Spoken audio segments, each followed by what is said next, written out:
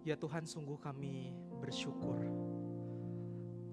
Tak henti-hentinya kami berterima kasih Tuhan untuk darah-Mu yang tercurah bagi kami.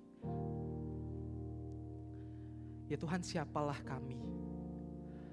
Sungguh kami tak pernah layak Tuhan menerima pengampunan, pengorbanan-Mu.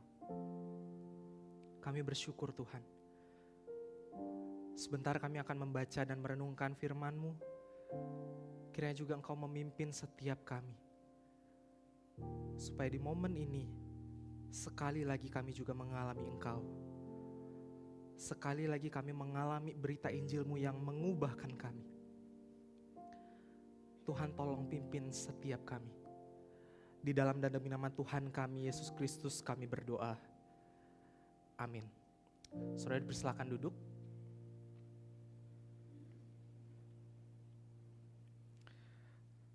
Shalom saudara. Kita bersyukur di tahun ini kita masih punya kesempatan untuk mengenang kembali momen Jumat Agung. Mengingat kembali pengorbanan Tuhan Yesus yang memberikan keselamatan bagi setiap kita. Saudara, saya berdoa lewat momen Jumat Agung ini, lewat perenungan firman Tuhan ini, kita bisa kembali merayakan berita Injil, berita Yesus yang mati bagi setiap kita. Saudara, di momen Jumat Agung ini saya mengajak kita untuk merenungkan anugerah Tuhan yang besar itu dengan melihat sebuah teks dari Perjanjian Lama, dari Bilangan pasal yang ke-21 ayat yang ke-4 sampai dengan yang ke-9. Mari kita membuka bersama bagian ini, Bilangan pasal yang ke-21 ayat yang ke-4 sampai dengan yang ke-9. Saya akan membaca bagi setiap kita dari Alkitab versi TB yang kedua. Saudara silakan mengikuti dengan melihat di Alkitab masing-masing. Bilangan pasal yang ke-21 ayat yang ke-4 sampai dengan yang ke-9. Demikian firman Tuhan. Setelah mereka berangkat dari Gunung Hor, berjalan ke arah Laut Teberau untuk mengelilingi tanah Edom, bangsa itu tidak dapat lagi menahan hati di tengah jalan.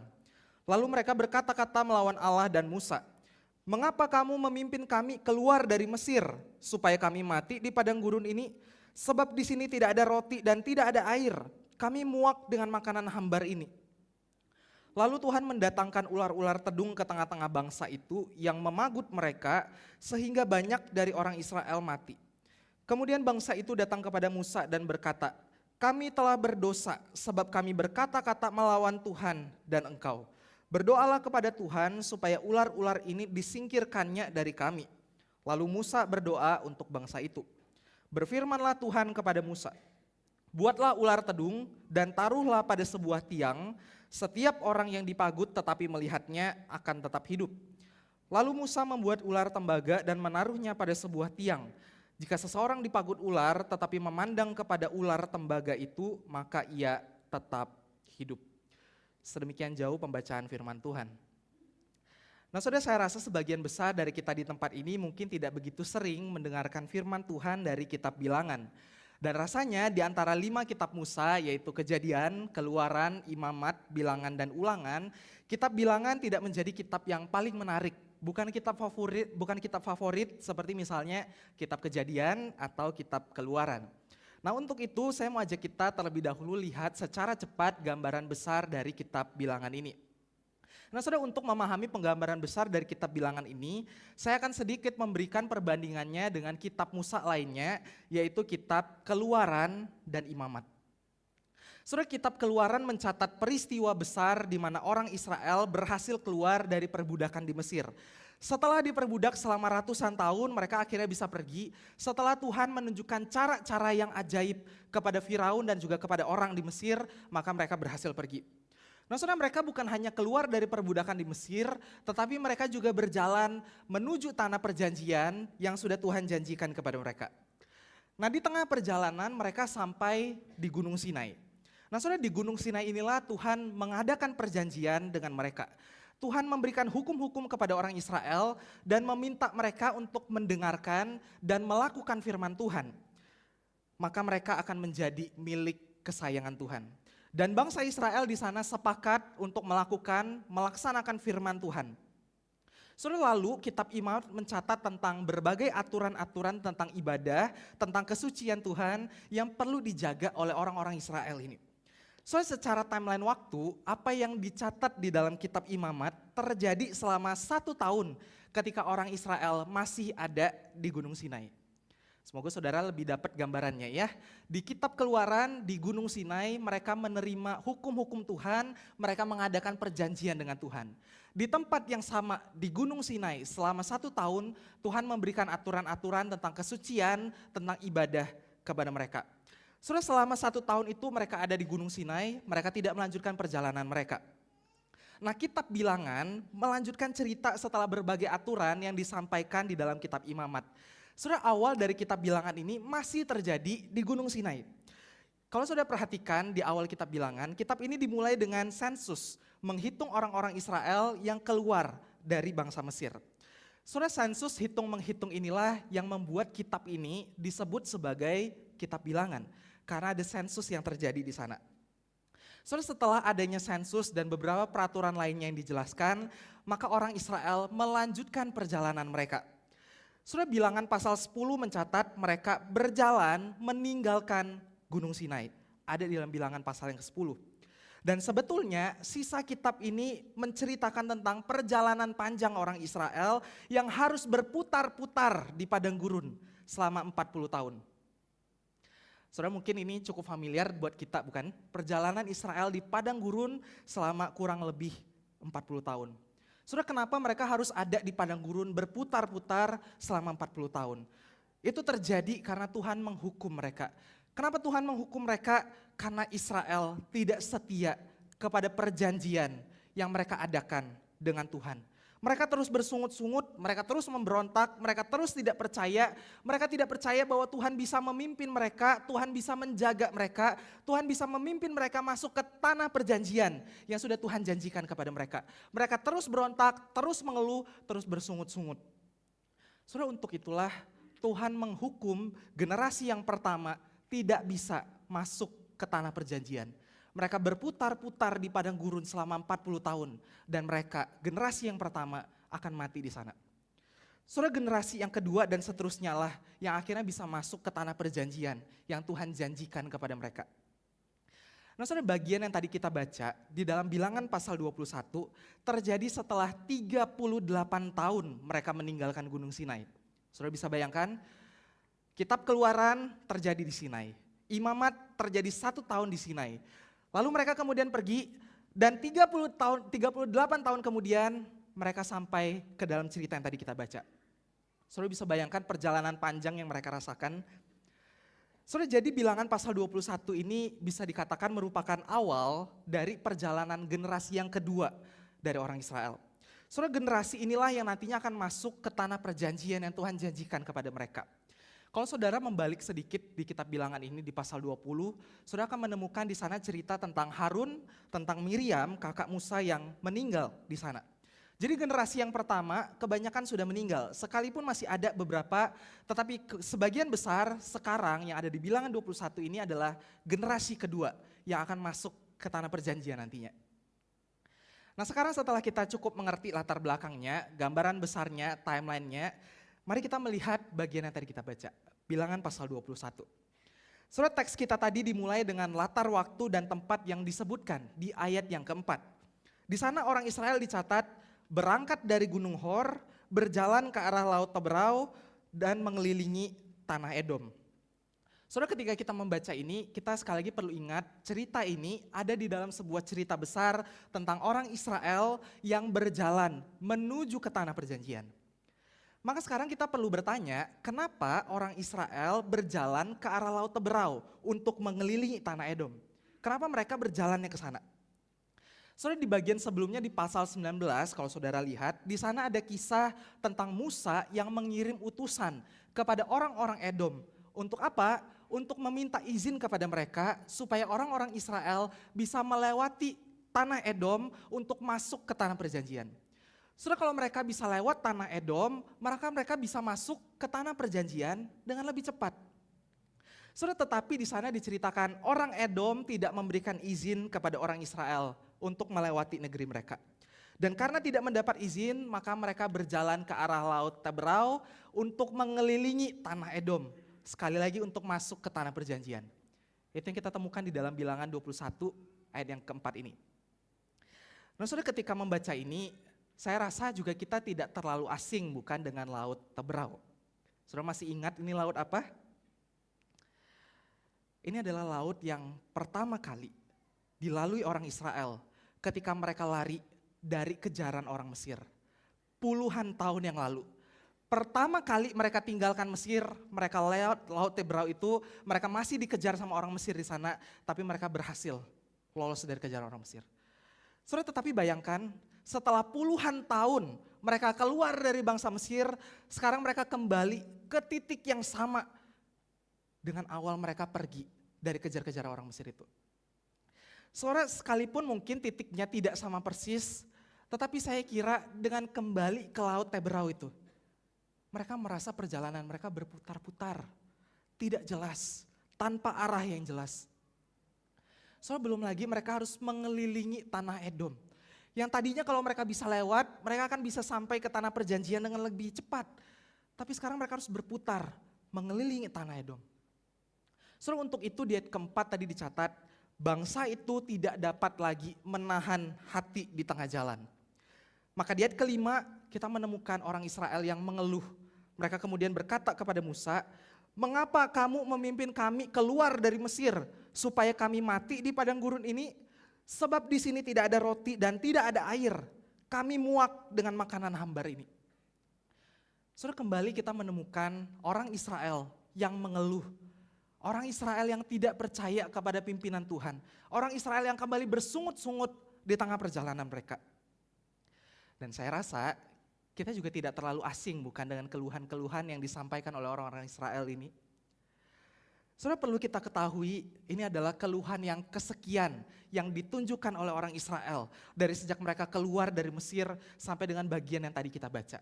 Dan di dalam kitab Bilangan sendiri, sebelum bagian yang tadi kita baca, orang Israel sudah 4 kali menyampaikan keluhan mereka, sungut-sungut mereka, ketidakpercayaan mereka kepada Musa, kepada Tuhan. Soalnya di dalam Bilangan 14 misalnya, orang Israel berkata, kalau saja kami mati di tanah Mesir, bukankah lebih baik kami pulang ke Mesir?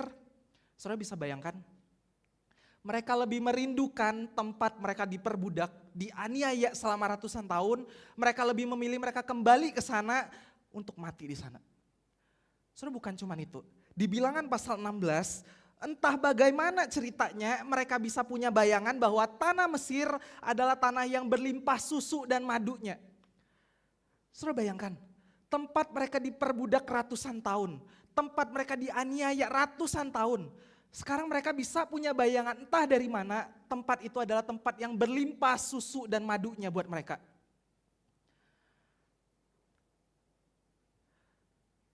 Saudara, sampai di sini kita mungkin merasa apa yang dilakukan oleh orang Israel ini sangat tidak masuk di akal kita.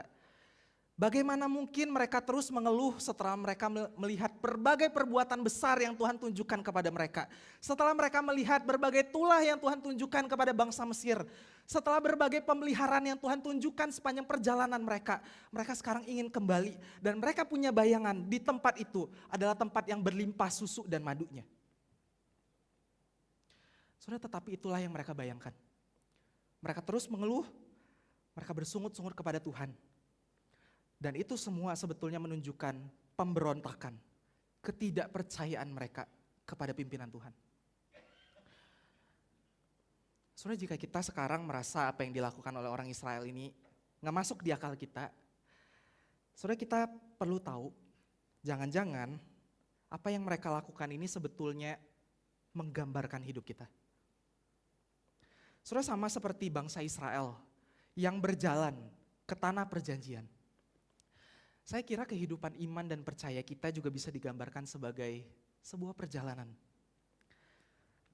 Orang Israel memang Tuhan telah tebus. Tuhan telah selamatkan dari perbudakan di Mesir.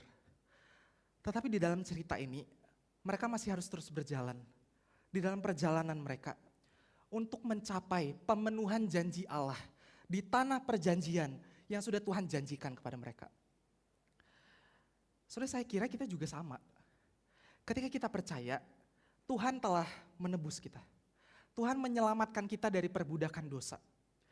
Tetapi selama kita hidup di dunia, kita masih ada di dalam perjalanan iman kita, bukan? Kita masih ada di dalam perjalanan untuk mencapai pemenuhan janji Allah di langit dan bumi yang baru nanti. Dan saudara, sama seperti apa yang dialami oleh orang Israel.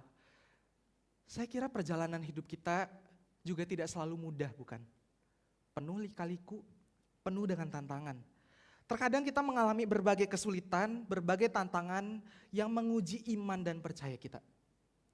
Dan saya kira bukan cuma perjalanan yang sama, bukan cuma kesulitan dan tantangan yang sama, tetapi sebetulnya kejatuhan-kejatuhan dari orang Israel juga sebetulnya menggambarkan kejatuhan-kejatuhan kita di dalam perjalanan kita mengikut Tuhan. Saudara, maka saya kira cerita ini sangat relevan untuk kita renungkan bersama di momen Jumat Agung ini. Saudara, kita yang percaya, sekali lagi memang Tuhan telah selamatkan dari perbudakan dosa, ditebus dari perbudakan dosa. Tetapi sama seperti Israel. Bukankah kadang-kadang kita mengeluh di dalam perjalanan iman kita? Dan bukankah kadang-kadang kita merasa lebih baik kalau kita kembali hidup dalam dosa? Bukankah kadang-kadang kita merasa lebih baik, lebih nyaman kalau yang kita turuti adalah keinginan daging kita? Lebih baik, lebih aman, lebih nyaman, lebih enak dibandingkan ikut Tuhan. Dibandingkan menjadikan Tuhan sebagai satu-satunya Tuan, Master di dalam hidup kita. Saudara, saya kira itulah arti sesungguhnya dari berhala.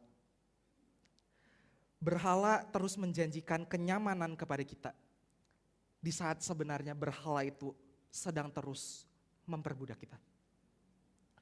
Berhala terus menjanjikan kenyamanan kepada kita di saat sebenarnya berhala itu sedang terus memperbudak kita. Saudara, entah bagaimana ceritanya, kita bisa punya bayangan bahwa kehidupan kita bersama dengan berhala, bersama dengan dosa, mengikuti keinginan daging kita, jauh lebih baik, jauh lebih aman, jauh lebih nyaman dibandingkan ikut Tuhan. Sama seperti apa yang Israel bayangkan. Dengan tanah Mesir yang mereka punya bayangan bahwa tanah itu adalah tanah yang berlimpah susu dan madunya. Dan itulah cara kerja berhala. Saudara, mungkin berhala itu datang di dalam bentuk harta, materi. Yang kita pikir kalau kita punya itu, kita akan punya keamanan. Hidup kita ada di dalam kontrolnya kita. Kita perlu punya itu. Dan kita merasa aman, secure dengan itu. Mungkin berhala itu juga datang di dalam bentuk relasi yang mengikat kita. Relasi yang menggantikan Tuhan di dalam hidup kita. Dan kita pikir kita akan merasa puas. Kita akan merasa cukup dengan relasi yang mengikat itu, yang menggantikan Tuhan itu. Dan kita pikir kita gak butuh Tuhan. Mungkin berhala itu juga datang dalam bentuk pengakuan. Yang terus kita damba-dambakan, kita kejar pengakuan dari orang. Karena kita pikir itu akan memenuhi hati kita yang kosong. Akan bisa penuh dengan semua pengakuan itu. Saudara, padahal semua berhala itu sesungguhnya terus berusaha menipu kita, mengikat kita, dan menarik kita dari Tuhan. Dan ketika kita akhirnya jatuh, berbalik kepada dosa, kepada berhala itu, sebetulnya yang kita temukan adalah kekosongan, kehampaan, kehancuran, bahkan kebinasaan. Saudara, bukankah itu yang seharusnya kita juga terus renungkan di masa Lent kemarin? Di masa Lent kita berusaha terus lihat ke dalam hidup kita. Dan bukankah kalau kita lihat ke dalam hidup kita yang paling dalam, dan jika kita jujur, kita melihat betapa seringnya kita berdosa. Betapa seringnya kita melupakan Tuhan. Betapa seringnya kita meninggalkan Tuhan. Memilih hidup di dalam kenyamanan kita, melupakan Tuhan. Tuhan punya porsi sendiri. Kalau kehidupanku yang ini gak boleh diganggu sama Tuhan. Gak boleh diinterupsi sama Tuhan. Bagian hidupku yang ini harus ada di dalam kontrolku, kendaliku. Gak ada yang boleh hancurkan dan pegang sama sekali. Saudara, di masa Lent, kita didorong untuk terus berbalik, bertobat, berbalik kepada Tuhan. Tetapi bukankah di saat yang sama, kita sebetulnya justru terus menemukan kita berbalik meninggalkan Tuhan. Mengejar kehidupan kita yang lama, mengejar dosa, mengejar kenyamanan, mengejar kedagingan hidup kita. Saudara, tetapi syukur kepada Tuhan. Tuhan tidak pernah menyerah kepada kita. Tuhan tak pernah meninggalkan kita. Tuhan tunjukkan anugerahnya kepada kita. Dan itu yang akan kita temukan di dalam cerita kelanjutan dari Bilangan pasal 21 tadi. Saudara, setelah melihat orang Israel yang kembali mengeluh, maka Tuhan sekarang menghukum mereka. Nah, kita perlu mengerti bahwa keluhan orang Israel sesungguhnya menunjukkan ketidakpercayaan mereka kepada Tuhan. Keluhan mereka sesungguhnya menunjukkan ketidakpercayaan mereka kepada Tuhan. Mereka tidak percaya Tuhan yang sudah menyelamatkan mereka, menembus mereka, melepaskan mereka dari bangsa Mesir, sanggup membawa mereka masuk ke tanah perjanjian yang sudah Tuhan janjikan kepada mereka.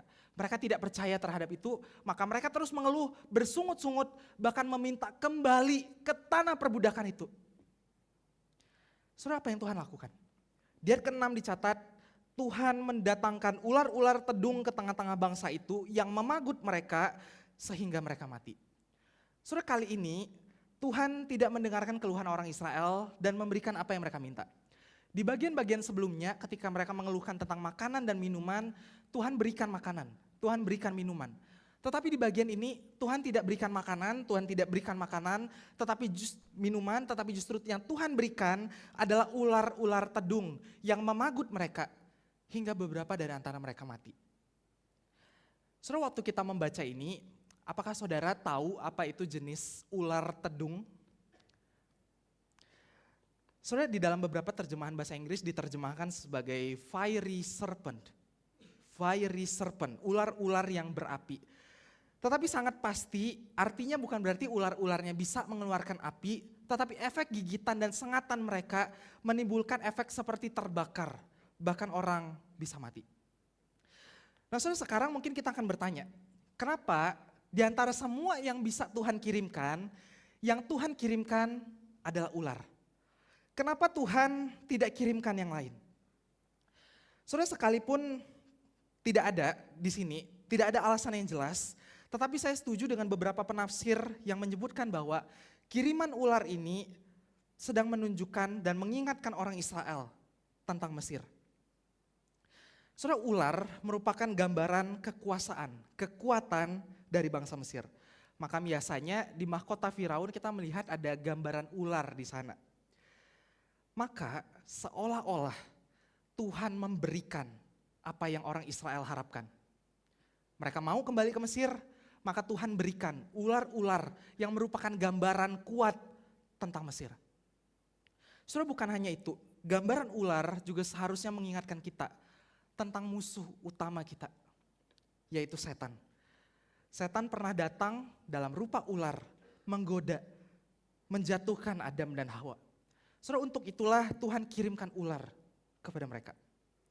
Selanjutnya mari kita lihat respons dari orang Israel. Di ayat ke-7 dicatat, bangsa itu datang kepada Musa dan berkata, kami telah berdosa sebab kami berkata-kata melawan Tuhan dan engkau. Saudara, di sini orang Israel menyadari keberdosaannya, mereka bertobat, berbalik kepada Tuhan. Mereka juga minta supaya ular-ular yang dikirimkan itu disingkirkan dari hadapan mereka. Saudara, lalu apa respons Tuhan? Ayat 8 dan ke-9 menunjukkan cara yang sangat unik yang mungkin tidak pernah dibayangkan oleh orang Israel dan bahkan kita hari ini. Mungkin sebagian dari kita juga tidak terlalu familiar dengan cerita ini ya.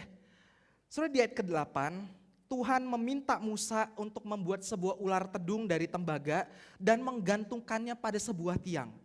Dan Tuhan minta supaya orang Israel yang digigit oleh ular melihat kepada ular tembaga itu.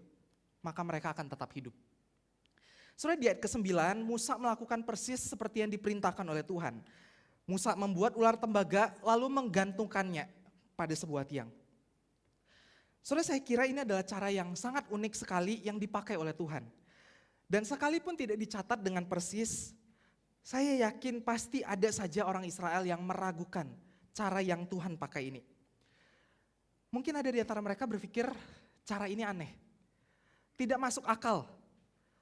Tidak masuk logika. Bagaimana mungkin melihat pada ular tembaga dan kita bisa sembuh dari gigitan ular yang sudah jelas membuat orang-orang di sekitar kita mati. Bahkan mungkin ada yang gak mau lakukan. Karena gak masuk di akal, gak masuk di logika. Mungkin ada banyak yang bertanya, kenapa harus ular tembaga? Kenapa enggak yang lain? Dan mungkin itu juga pertanyaan kita hari ini, bukan? Kenapa harus ular tembaga? Kenapa Tuhan enggak langsung saja sembuhkan orang-orang Israel yang digigit oleh ular? Kenapa Tuhan tidak langsung saja menyingkirkan ular-ular tedung yang Tuhan kirimkan kepada mereka? Saudara, tetapi saya kira justru di sanalah poinnya. Tuhan pakai ular tembaga untuk menyelamatkan orang Israel dan untuk jadi pelajaran bagi mereka. Jadi pelajaran untuk apa? Jadi pelajaran untuk beriman dan percaya kepada caranya Tuhan. Saudara, bukankah itulah esensinya iman? Mungkin di antara orang Israel ada banyak ketidakmengertian di kepala mereka. Mungkin juga ada banyak keraguan di dalam hati mereka. Tetapi disitulah Tuhan mau mereka belajar percaya, beriman kepada caranya Tuhan. Saudara, tentu kuasa untuk bisa menyembuhkan orang-orang Israel yang digigit ular itu bukan terletak pada ular tembaga yang tergantung itu. Bukan. Kuasa untuk bisa menyembuhkan mereka terletak pada iman percaya mereka. Melakukan apa yang Tuhan katakan. Sekalipun di tengah ketidakmengertian, sekalipun di tengah keraguan mereka, Tuhan mau mereka belajar percaya, mengandalkan Tuhan. Dan saya kira Tuhan juga menggunakan gambaran ular tembaga ini dengan sebuah tujuan yang sangat spesifik. Kenapa harus ular tembaga yang tergantung di atas sebuah tiang? Saudara, karena ini memberikan gambaran tentang keselamatan yang lebih besar yang Tuhan kerjakan bagi umat manusia. Saudara, 2000 tahun yang lalu, Yesus Kristus datang ke dalam dunia, mengerjakan misi besar untuk menyelamatkan manusia, membebaskan manusia dari sengatan dosa yang mematikan dan membinasakan. Dan dalam salah satu momen hidupnya Yesus pernah berkata, sama seperti Musa meninggikan ular di padang gurun, demikian juga anak manusia harus ditinggikan, supaya setiap orang yang percaya kepadanya beroleh hidup yang kekal. Soalnya di sini Yesus sedang merujuk kepada cerita di Bilangan yang kita renungkan bersama hari ini. Dan Yesus seperti mau berkata, sebagaimana Musa membuat ular tembaga digantungkan pada sebuah tiang. Dan itu jadi cara yang dipakai Tuhan untuk menyelamatkan Israel dari sengatan ular. Itu juga cara yang Tuhan pakai. Yesus Kristus harus ditinggikan, harus tergantung di atas salib itu. Karena itulah satu-satunya cara untuk menyelamatkan kita, membebaskan kita dari sengatan dosa yang mematikan dan membinasakan. Saudara, sama seperti cara ular tembaga yang terasa aneh, yang tidak masuk akal ini. Demikian juga cara yang dilakukan oleh Yesus untuk menyelamatkan kita, bukan? Sang anak Allah harus mati, tergantung di atas salib sana demi keselamatan kita. Saudara, hari ini ada banyak orang merasa bahwa cara keselamatan orang Kristen itu aneh. Tidak masuk akal, tidak masuk di logika. Maka tidak mau percaya. Tidak masuk akal, bagaimana mungkin Tuhan datang ke dalam dunia, Tuhan jadi manusia, Tuhan mati, bahkan mati dengan cara yang sangat memalukan, tergantung di atas kayu salib di sana. Tetapi itulah cara yang dipakai Tuhan. Maka Paulus berkata di dalam 1 Korintus, sebab pemberitaan tentang salib memang adalah kebodohan bagi mereka yang menuju kebinasaan, tetapi bagi kita yang diselamatkan, pemberitaan itu adalah kekuatan Allah. Saudara, bagi dunia, cara Kristus, cara salib itu terasa aneh, bodoh, memalukan, tak masuk di akal. Tetapi bagi kita yang percaya, ini adalah kekuatan Allah yang menyelamatkan kita, orang-orang percaya. Dan Tuhan mau kita menjadi percaya, kita belajar percaya, terus memandang kepada salib itu. Saudara, maka di momen Jumat Agung ini, maukah sekali lagi kita pandang kepada salib Kristus? Saudara, kita seharusnya binasa. Kita seharusnya mati. Karena sengatan dosa yang mematikan itu. Maukah sekali lagi pandang kepada salib itu? Salib yang jadi sumber keselamatan. Salib yang jadi bukti bahwa Allah begitu mengasihi kita. Salib yang jadi bukti bahwa Allah begitu beranugerah. Allah tak pernah menyerah kepada kita. Bagi dunia itu adalah kebodohan. Tetapi bagi kita itu adalah kekuatan Allah yang menyelamatkan kita. Mari kita pandang lagi kepada salib Kristus. Saudara, terakhir saya mau ajak kita juga renungkan. Mungkin ini adalah momen Jumat Agung kita, Paskah kita yang kesekian. Dan mungkin kita sudah sangat terbiasa mendengar cerita tentang Yesus mati bagi kita. Mungkin kita juga sudah tidak merasakan apapun lagi ketika kita mendengar Yesus mati bagi kita. Kita sudah sangat terbiasa dan mungkin kita sudah lama tidak pernah terkagum lagi dengan anugerah Allah yang besar itu. Saudara, seorang penafsir melihat cerita ular tembaga ini dan kemudian berkata, di ular tembaga yang dibuat Musa, Tuhan secara bersamaan menunjukkan kepada bangsa Israel tentang dosa mereka dan anugerah Tuhan. Maka jika kita saat ini sudah sangat biasa, sudah tak pernah lagi kagum dengan anugerah Tuhan, mungkinkah itu terjadi karena kita sudah lama tak pernah lagi kita renungkan betapa berdosanya kita, betapa tidak layaknya kita, betapa tidak berharganya kita sebetulnya. Betapa kita seharusnya binasa di dalam dosa kita. Kita mungkin berpikir kita sudah sekian tahun jadi orang Kristen, kita punya kehidupan yang baik, kita tidak melakukan hal yang jahat, kita tidak merugikan orang lain, dan semakin lama kita merasa semakin wajar Tuhan selamatkan kita. Karena hidup kita baik. Saudara, maka ada satu kutipan yang saya temukan dan saya kira ini bisa mengingatkan kita. If you want to be amazed by God's grace, don't just count your blessings. Count your sins that have been forgiven. Kalau engkau mau terkagum lagi dengan anugerah Tuhan, jangan cuma hitung kebaikan Tuhan. Hitung juga setiap dosa yang kita pernah lakukan, yang kita sudah lakukan, yang kita akan lakukan, yang juga sudah Tuhan ampuni. Bagaimana kita bisa memandang kepada hidup kita dengan memandang kepada salib. Peristiwa salib 2000 tahun yang lalu adalah bukti bahwa Allah tak pernah bisa bermain-main dengan dosa. Dosa sangat serius di hadapan Tuhan. Sehingga Tuhan harus datang ke dalam dunia tergantung di atas salib demi keselamatan kita. Soalnya di momen Jumat Agung ini, mari kita kembali ingat betapa berdosanya kita. Betapa kita sering berbalik meninggalkan Tuhan. Di dalam hidup kita sehari-hari, hidup kita di kantor, hidup kita di sekolah, hidup kita di rumah. Betapa sering yang kita pikirkan adalah diri kita sendiri. Betapa sering yang kita lakukan adalah untuk keuntungan diri kita sendiri. Betapa sering kita berpikir bahwa kehidupan di dalam dosa adalah kehidupan yang nyaman, yang menyenangkan. Maka kita tidak peduli dengan Tuhan. Tetapi di saat yang sama, ketika kita memandang kepada salib, mari kita juga ingat betapa besarnya anugerah Tuhan. Betapa Tuhan tak pernah menyerah bagi engkau dan saya. Betapa Tuhan mengasihi, beranugerah bagi setiap kita. Maka mari sekali lagi pandang kepada salib itu. Kalaupun hari ini di dalam perjalanan iman kita, di dalam perjalanan percaya kita, kita menemui berbagai tantangan. Kita merasa hidup kita berputar-putar. Kita merasa hidup kita gak sampai ke tujuannya Tuhan. Mari juga pandang kepada salib itu. Saudara, Yesus sudah mati menebus kita dari perbudakan dosa.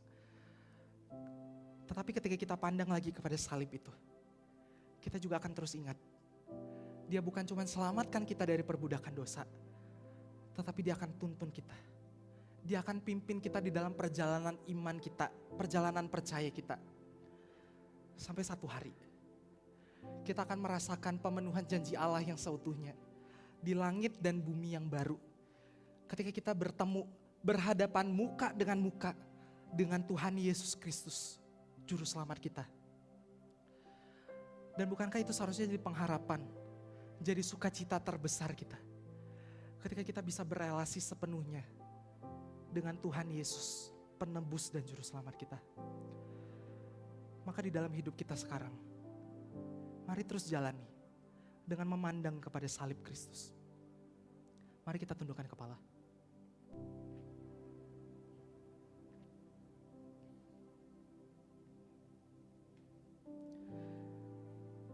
Masing-masing berespons kepada firman Tuhan, menyampaikan doa pribadi kepada Tuhan.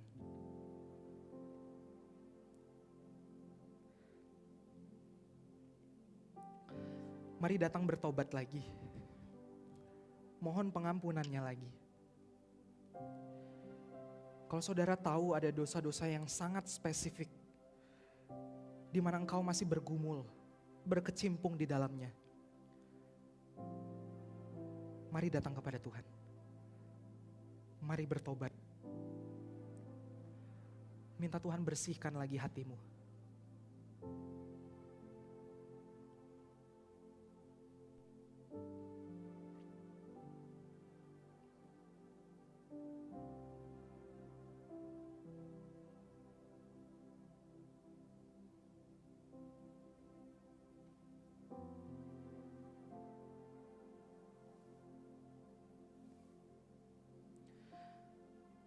Mari juga mohon kekuatan Tuhan. Mohon Tuhan beranugerah berbelas kasihan kepada setiap kita. Supaya di dalam perjalanan iman kita bisa terus memandang kepada salib Kristus.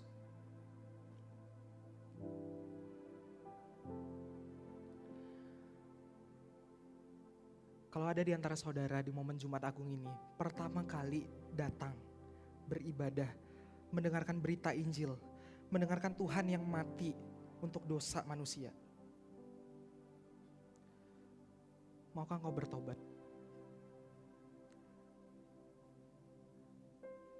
Maukah engkau terima Dia menjadi Tuhan di dalam hidupmu?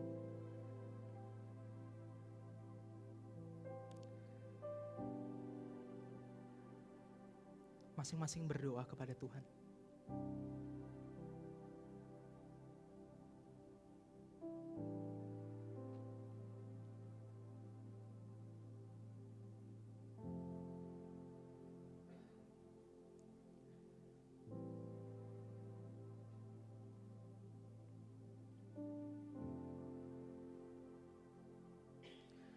Ya Tuhan, ini kami. Kami sadar Tuhan, betapa berdosanya kami. Betapa tak layaknya kami. Maka kami mohon ampun Tuhan.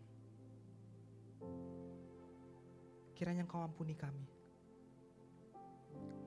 Dan berikan kami kekuatan untuk terus memandang kepada salib-Mu. Memandang kepada anugerah.